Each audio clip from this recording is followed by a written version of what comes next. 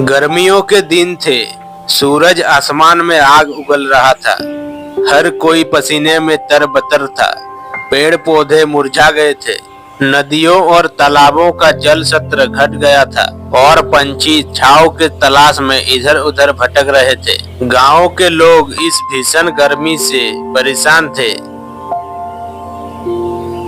सुबह होते ही लू चलने लगती है और दोपहर में बाहर निकलना नामुमकिन हो जाता है। खेतों में काम करने वाले किसान सबसे ज्यादा परेशान थे। रामू किसान, जो गांव के सबसे मेहनती आदमी था, इस मौसम में भी अपने खेतों की देखभाल कर रहा था।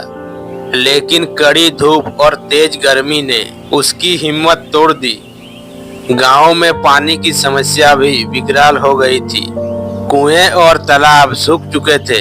गांव के लोग दूर दूर से पानी लाने को मजबूर थे।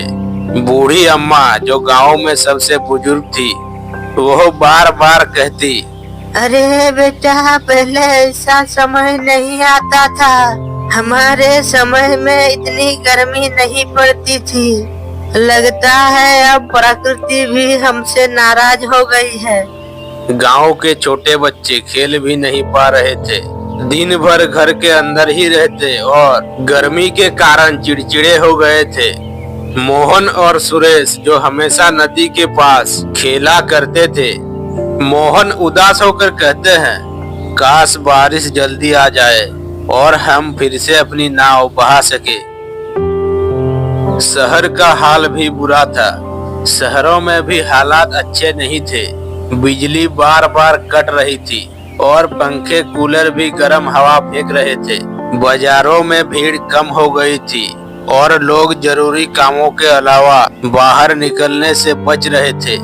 रवि, जो एक ऑफिस में काम करता था, रोज सुबह मेट्रो पकड़कर अपने ऑफिस जाता था। लेकिन गर्मी के कारण मेट्रो भी ठसाठस भरी होती है और पसीने से लथपथ लोग सफर कर रहे होते हैं। एक दिन रवि ने झुंझलाते हुए कहा, अरे ये गर्मी तो जान ही ले लेगी। ऑफिस पहुंचने से पहले ही हालत खराब हो जाती है। इंसानों के साथ साथ पशु पक्षियों की भी हालत खराब थी।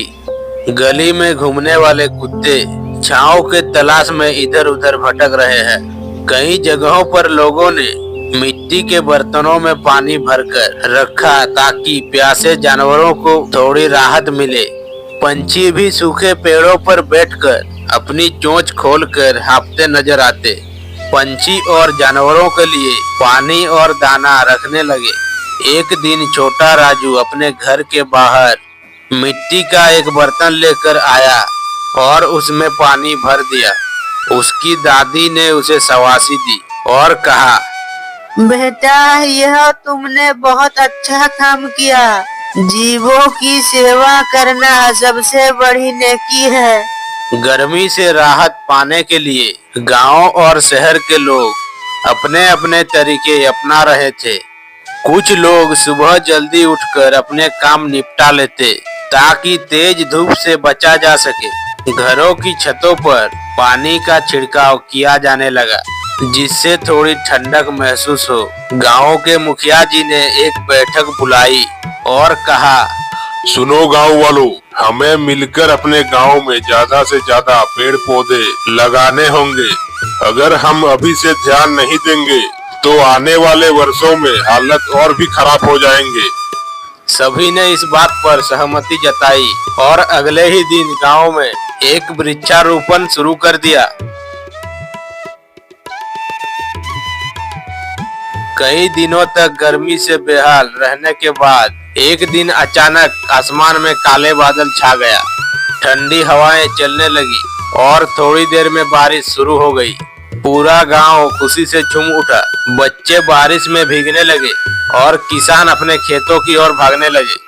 रामू किसान ने राहत की सांस ली और कहा, हे भगवान, तेरी लाख लाख शुक्र है, अब हमारी फसलें बच जाएंगी। शहरों में भी लोगों ने चैन की सांस ली। रवि ने ऑफिस से घर लौटते हुए कहा, अब तो मौसम सुहाना हो गया। गर्मी से सबकी जो हालत खराब हो गई थी, वो बारिश की बूंदों से फिर से हरी भरी हो गई। गांव और शहर के लोगों को इस बारिश ने एक नई राहत और ताजगी दी। यह कहानी हमें यह सिखाती है कि गर्मी से बचने के लिए हमें प्रकृति के साथ तालमेल बैठाना होगा। अगर हम अधिक पेड़ लगाएंगे, पानी बचाएंगे और पर्यावरण का ख्याल रखेंगे तो ऐसी भीषण गर्मी से बच सकते हैं।